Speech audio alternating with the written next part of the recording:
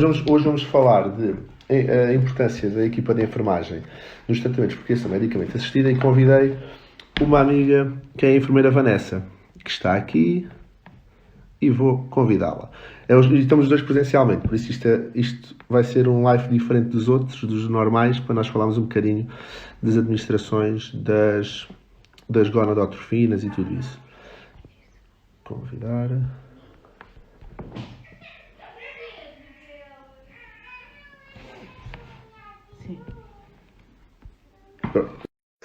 E desde já obrigado por estarem presentes. Eu mudei os lives para as 9h30 da noite ao domingo, espero que seja melhor. Espero que isto não faça eco. Pois, isto a questão é que se faz eco. Vamos ver como é que isto vai correr. Pronto. Olha, obrigado por estar connosco. Obrigada eu pelo convite. Basicamente, nós já falámos. Isto não é claro, eu preciso ter o vosso feedback. Só digo alguma coisa. Se for com eco, se vamos pôr outro sítio. Não, aparentemente não há queixas. Basicamente, tem eco. Ok, então pera. Se tem eco, não há... Deixa eu ver se eu consigo aceder isto aqui. Era um problema que já tinha avisado. E tivemos mais uma visita aqui na quarta-feira. Madalena. Rita, desculpa.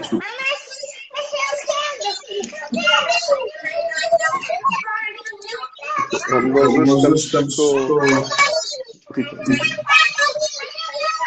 Já dou. Calma.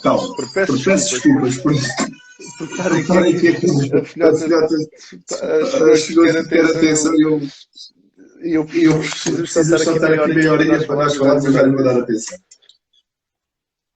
É com eco. Não ouves eco. Então pronto. Basicamente, os estudantes de atenção medicamente assistida existem uma equipa multidisciplinar. Existe a equipa médica, existe a equipa de enfermagem, existe a equipa do laboratório dos embriologistas e existe a equipa dos administrativos. Dentro da equipa toda com que eu já trouxe, que foi a parte dos embriologistas, pessoas com quem trabalho e que nós falámos dos tratamentos por questão medicamente assistida, a inseminação, a FIV, a ICSI, havia a parte da equipa de enfermagem que ainda não tínhamos falado. E a enfermeira Vanessa é uma das enfermeiras com que eu trabalho e que me ajuda um bocadinho a organizar todo o processo e o apoio aos doentes. Basicamente, dentro da enfermagem, nós temos a primeira consulta, fazemos o diagnóstico da infertilidade, definimos o tratamento e depois existe a parte do ensino das gonadotrofinas. Tá bem? Ou então, em casais que tenham problemas de necessidade de explicar a administração das gonadotrofinas ou mesmo administrar, existe uma equipa de enfermagem que pode fazer os tratamentos ao domicílio das administrações das gonadotrofinas.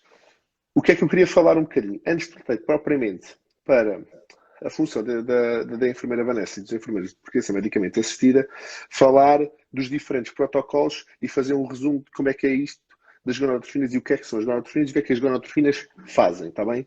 Eu vou agora voltar para o computador e mostrar-vos as imagens da apresentação e dos tratamentos. Deixa-me só.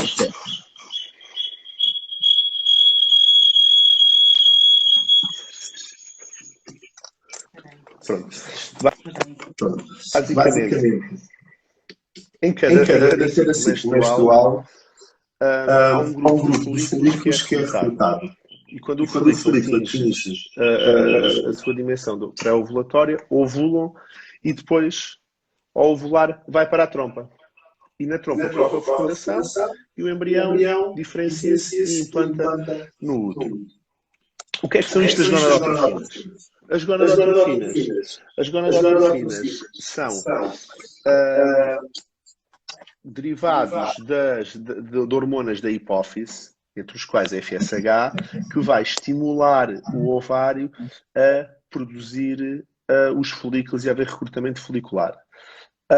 Estes folículos, por sua vez, vão depois dar os óvulos e, consequentemente, se caso haja tratamento de fertilização in vitro, vão ser usados juntados com os espermatozoides e dar os embriões. Caso não haja tratamentos de fertilização in vitro, são libertados para a trompa e fecundam o óvulo na trompa. Estão a perceber? Há a fecundação do óvulo na trompa. Ao contrário do homem que produz constantemente espermatozoides, e sabemos, já falámos aqui nos diferentes slides, que a própria qualidade espermática fica afetada, o que acontece é que a mulher, quando nasce, já nasce com a sua reserva ovárica para o resto da vida. E há um grupo de folículos que é recrutado todos os meses. Apenas um é que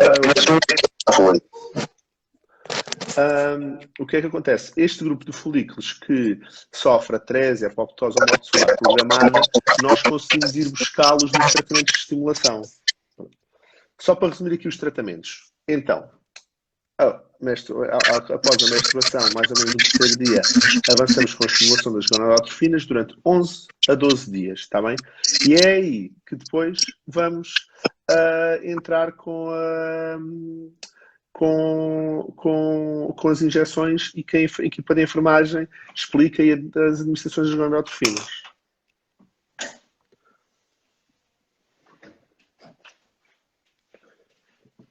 Pronto. Isto está a fazer muito eco, não está? Deixa-me só ver se eu consigo. Não há maneira de... Tá. Consegues? Pronto. Deixa eu ver. Agora passava para a enfermeira Vanessa para ela explicar mais ou menos o que é tradicional e o que é recomendado nas administrações das gonadotrofinas. Então, eu vou falar um bocadinho sobre as considerações gerais que devem ter em conta na administração de qualquer uma das injeções que vos forem prescritas. Primeiro, é importante que seja uma técnica limpa, portanto, terão que sempre lavar as mãos bem lavadas antes de qualquer administração. Se a medicação estiver no frigorífico, convém retirá-la 5 minutos antes da administração e a administração deve ser feita num horário que seja prescrito pelo vosso médico. Pronto, tentar que todas as administrações sejam feitas sempre em horários iguais. Depois, o que é importante também é só aqui. Ok, pronto. Ter em conta que depois da administração podem surgir alguns sinais e sintomas no local. Ou seja, podem sentir algum calor, alguma vermelhidão da zona, podem surgir também alguns hematomas, mas esses sinais normalmente acabam por desaparecer ao fim de uns dias. Portanto, não é para valorizar, não é para ficarem alarmadas, porque são coisas que acabam por desaparecer com o tempo e, portanto, é tudo normal, está bem? Depois, passando à técnica mesmo em si, a considerar que isto tem uma agulha, todas as canetas trazem uma agulha que vai ser colocada, e essa caneta deverá ser depois, ou melhor, essa agulha deverá ser depois entregue ou nos vossos centros, ou então na farmácia mais próxima podem descartar a agulha para não deitarem um material picante no lixo normal. Pronto. Outras considerações importantes são que devem também ter convosco álcool e umas compressas para fazerem a desinfecção da área onde vai ser administrada a injeção. Diz? Desculpa. E agora já estou... ok. Está bem. Consegues ligar o teu som? O meu som, não sei como é que... É que já nos avisaram como é que isto se pode fazer. Deixa eu ver se eu consigo desligar o teu Desculpem som. lá, são problemas técnicos que nós estamos aqui a ter. Deixa eu ver se...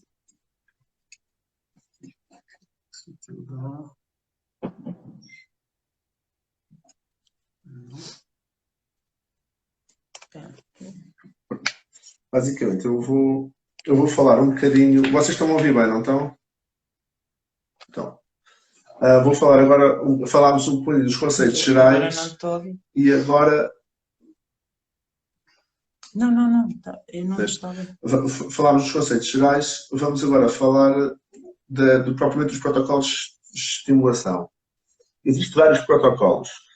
Existem os protocolos longos e os protocolos curtos. O mais comum são os protocolos curtos. 80% dos tratamentos que se fazem são os protocolos curtos. Dentro dos protocolos curtos, o que é um protocolo curto? É um protocolo que utiliza uma administração específica de uns medicamentos que se chamam antagonistas. Existem dois no mercado, o Orgalutran e o Cetrotide, que se fazem mais ou menos 5 a 7 dias após o início da estimulação. Antes de falar propriamente dos antagonistas, da estimulação pode ser feita com FSH ou então com LH. Existem vários no mercado. Uns dos mais comuns são o Gonal, o Puregon, o Benfola. São FSHs recombinantes. Depois existe uma FSH de longa duração, que é o Enlova, que é uma administração de uma vez e dá durante 7 dias. Existe o Benfola, que é com esta apresentação em unidoses. E depois existe o Gonal, assim, que é uma canetazinha que se pode usar várias vezes com diferentes dosagens. Existe outra FSH usada para estimulação, que é o que se chama Pergoveres, em que é utilizada antigamente fazia-se protocolos mistos. Agora com o Pergoveres pode-se fazer com a mesma injeção, usar os dois constituintes para a estimulação. Como é que nós definimos a dose de estimulação? A dose de estimulação é fornecida por idade da mulher, FSH, hormona antimulariana e resultados em ciclos anteriores. E assim define-se as doses. Tá bem? Agora, passava para a enfermeira Vanessa para explicar um bocadinho as canetas e como é que funciona. Começámos, por exemplo com o Gonal. Eu vou só... Eu não sei se tenho som. Consegues falar. Estão-me a ouvir? Não sei se me estão a ouvir. Estão a ouvir? Pronto, então temos aqui a caneta Gonal. Tem aqui, não sei se conseguem ver, um número. Deixa eu ver se eu consigo mostrar mais ou menos assim. Pronto, neste número conseguem regular, nesta janelinha conseguem regular a dose que foi prescrita pelo vosso médico. Caso imaginemos que roda um bocadinho mais do que era suposto, podem regressar para trás e escolher novamente a dose certa. Acho que não se está a ver muito bem. Deixa eu ver se eu consigo. Pronto. Então, nessa caneta, depois de regularem a dose, ela tem uma tampa, essa tampa, retiram a tampa e vão colocar a agulha que vem também no kit das seringas. Tem uma agulha, tiram este bocadinho de papel e colocam na caneta. Bem, fazem assim um bocadinho de pressão, isto depois podem rodar e tiram a tampa. E depois podem ver que tem aqui uma outra tampa de segurança. Pronto, esta tampa também têm que tirar, está bem? E depois é só escolherem uma zona do abdômen, convém não ser sempre a mesma, convém ir alternando entre a direita e a esquerda, um bocadinho mais abaixo, um bocadinho mais acima. E depois fazem uma prega na ordem dos 2 a 3 centímetros, uma prega com os dedos, e vão no meio dessa prega em que têm os vossos dedos e no meio da prega vão fazer a administração em 90 graus, está bem? Primeiro picam a pele até introduzirem completamente a agulha e depois aqui no êmbolo é carregar até não conseguirem mais, está bem? Voltar a zero. Até o número aqui depois irá voltar a zero. Aqui neste quadradinho vai voltar a zero. Mas pronto, para a vossa segurança é empurrar até já não conseguirem mais, está bem? E verificarem que aqui depois fica a zero, tá? Depois é retirarem, voltarem a roscar aqui a agulha. É a tal agulha que devem entregar na farmácia ou então nas vossas clínicas, está bem? Pronto. Depois, caso seja uma caneta que possa ter várias administrações, Como é o caso do Gonal. como é este caso do Gonal, basta novamente colocar a tampa, recolocar na caixinha e voltar a colocar no frigorífico, está bem? Mantendo as mesmas condições de conservação, entre 2 a 8 graus centígrados, e fica lá até à próxima administração. Por exemplo, só uma parte.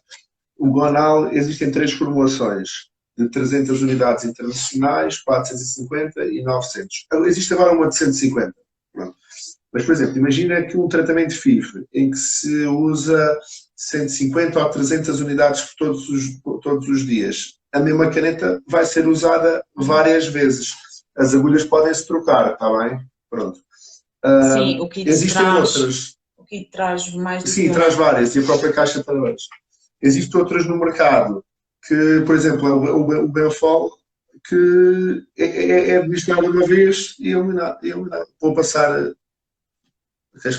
Sim, esta, como podem ver, tem uma dosagem que é única e, portanto, o sistema é exatamente o mesmo, é rodarem até atingirem a dosagem que está prescrita, roscarem a agulha e administrarem. Isto tudo é descartável, a agulha é que têm que novamente retirar, está bem? Mas o sistema é exatamente o mesmo, fazem a mesma prega, inserem a agulha na pele e no tecido e depois carregarem neste botão até ao fim e pronto, e isto aqui é completamente descartável porque isto é uma dose única, está bem?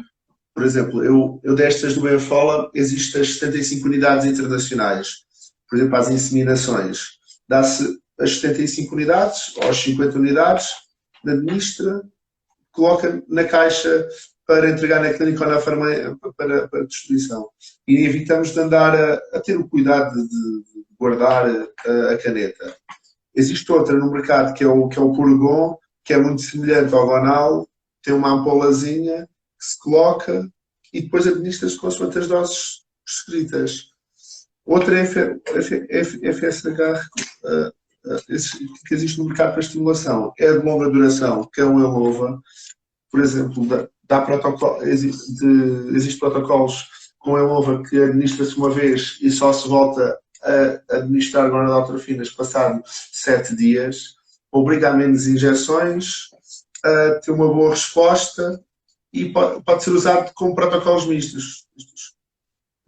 Este aqui também é completamente descartável, está bem? Depois da primeira administração não é necessário voltar a guardar, está bem? Exatamente.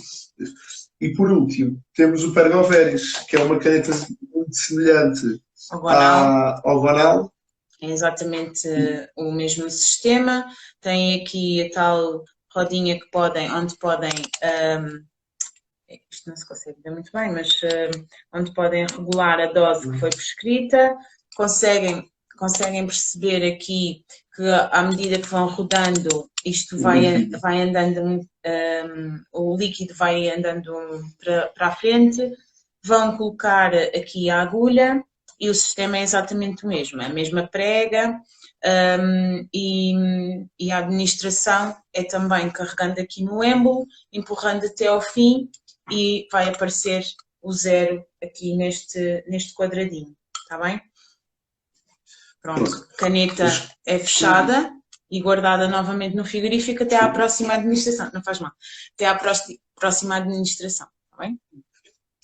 Já falámos das graduações de estimulação e depois, a partir do quinto, sétimo dia, ainda entramos com o antagonista, que é o organotran ou o cetroativo. Durante este período de tempo, há várias monitorizações ecográficas e laboratoriais. Quando atingimos o maior número de folículos superior a 17 milímetros, vamos dar uma injeção para maturar os óvulos. A mais comum utilizada é o Ovitrel, está bem? Neste momento não existe mais nenhuma no mercado, existe outra que é o Decapeptil para indicações específicas, e o Ovitrel é usada a dose total e após 35 horas da administração, mais ou menos, é planeada a função. Como podem ver aqui nesta caneta, a quantidade de líquido é muito inferior, porque é só de uma dose, e o sistema é exatamente o mesmo. Rodar até atingir a dose total, colocar a agulha e administrar, premindo o êmbolo até ao fim, depois retirar a agulha e esta caneta também é para deitar fora. Esta sim, apesar de ser igual às outras, não é para guardar, está bem? Porque a dose é única. Pronto. Após a punção, depois define-se se é para congelar os embriões, se é para transferir, e depois segue-se o processo semelhante da transferência de embriões. Dúvidas que nós tivemos neste, e que a enfermeira Vanessa também às vezes reporta, que é, quais são os efeitos secundários mais comuns? Os efeitos secundários mais comuns pode ser, como a enfermeira Vanessa falou, o dor local, ou podemos ter os efeitos mais sistémicos, como alterações do estado do humor, cefaleias, alterações do trato gastrointestinal, mas que são coisas perfeitamente toleráveis. Está bem? Outra das perguntas que fizeram por mensagem privada foi, deixe-me só ver se não me esqueço de nenhuma. Uma delas é, qual é o melhor protocolo de estimulação? Esta é uma das perguntas que até me fazem, principalmente que já tenha feito tratamentos anteriores. Sabemos que existem algumas indicações específicas, por exemplo, para as baixas respondedoras, existem umas que são critérios específicos em que usamos protocolos mistos, tanto com o Elova, com o Peroveres. Há outros com uma monoterapia, com a FSH, tem uma boa resposta. Mas não existe nenhum protocolo que seja muito superior aos outros. É uma das perguntas que fazem muitas vezes, mesmo dentro dos congressos é recorrente surgir essa dúvida. Há um artigo da Cochrane que relata que não há vantagens claramente significativas entre diferenças de gonadotrofinas. Houve um artigo que saiu que existem os biosimilares, que no meu caso me fala, que não eram tão eficazes como os anteriores, mas ainda é tudo muito controverso. Outras perguntas que fizeram foi porque é que é necessário iniciar o organotran. O organotran é um antagonista tal e qual como o cetroativo. A vantagem e a obrigatoriedade de fazer o organotran é porque precisamos de planear a ovulação e não haver ovulações precoces que prejudiquem o recrutamento dos folículos mais pequenos. Por isso, inicia-se o organotran para depois, numa segunda fase, dar-se o Ovitrel para termos exatamente a certeza quando é que ocorre a ovulação e planear a punção. Nos ciclos de inseminação ou de coitos programados, não é necessário usar o organotran, porque se o queremos é uma resposta monofolicular e nessa resposta monofolicular é planeada e ajustada com uma monitorização ecográfica e laboratorial. De resto, mais algumas perguntas. Dor no umbigo costuma ser um dos efeitos secundários? Pode ser, principalmente se a administração for mais perto da região umbilical, está bem? Sim, é normal a zona circundante ao local onde foi feita a punção ficar dorida, está bem? Mesmo pela questão da absorção do próprio medicamento, ali a nível tecidular, às vezes existe essa probabilidade de dor, está bem? E há aqui uma pergunta que é iniciar a organotran há 2 dias. No 7º dia de gonal Tive uma tive uma perda. perda de sangue abundante. Gostaria de saber se é feito. Pronto. Há protocolos com o órgão uterino que se fazem uma pré-modulação com o antagonista. Geralmente 1 a 3 dias. Geralmente essa pré-modulação é utilizada em mulheres em que têm ciclos irregulares, em mulheres com mais de 40 anos. Essa hemorragia não quer dizer que esteja associada ao órgão uterino à própria estimulação. Às vezes pode acontecer na estimulação, mas desde que a ecografia esteja bem e as análises também, podemos partir para a punção, congelar os embriões e focarmos na transferência no ciclo seguinte. Se ficarmos na dúvida se há uma hemorragia e se o endométrio não está adequado, no ciclo seguinte faz a transferência, mas não vai prejudicar, não é expectável haver uma diferença de número de embriões congelados. Está bem? Nunca tivemos essa. Pronto, essa pergunta falei há pouco. Nunca tive dores na punção. A punção é normal? Ainda bem, e eu faço consedação, quase todos os centros fazem consedação. Existe algum protocolo específico com mulheres com mais de 40 anos? Há vantagens na utilização de protocolos mistos, está bem?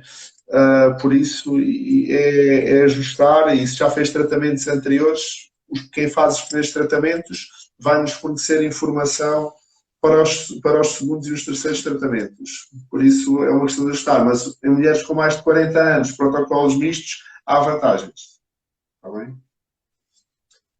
De resto, acho que já terminámos as perguntas. Isto assim foi um bocadinho fora do normal. Também foi a primeira vez que tivemos Vanessa aqui ao mesmo tempo. Desde já agradecer a Fernanda Vanessa por estar neste momento a fazer o live comigo. Acho que foi a primeira vez que fizeste, não foi? Sim, foi a primeira vez. As primeiras vezes às vezes são as piores.